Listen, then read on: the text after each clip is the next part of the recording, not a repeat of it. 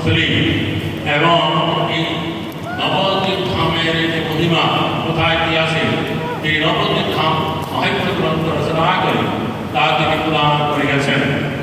এবং তিনি অনেক ভক্তিমূলক গ্রন্থ বললেন, শতাধিক গ্রন্থ রচনা করেছেন। এবং বৃন্দাবনের গোস্বামীরা যে সমস্ত স্তবপুঁথি অষ্টকম সংস্কৃত ভাষায় রচনা করেছিলেন তা তিনি বাংলা প্রয়াস সন্ধে তা অনুবাদ করে প্রকাশনা করেছেন। এবং কিন্তু ভক্তিপূর্ণ ঠাকুর যত গ্রন্থাবলী এবং স্তবপুঁথি বাংলা প্রয়াস সন্ধে অনুবাদ করে গেছেন, এগুলা সমস্ত শাস্ত্রের সার কথা সেখানে আছে। ভক্তিপূর্ণ ঠাকুর মহাশয়ের এই সমস্ত কীর্তনাবলী এবং এই স্তবপুঁথির অনুবাদ যারা করবে তার অন্য কোনো শাস্ত্র গ্রন্থ করবার কোনো দরকার হয় না।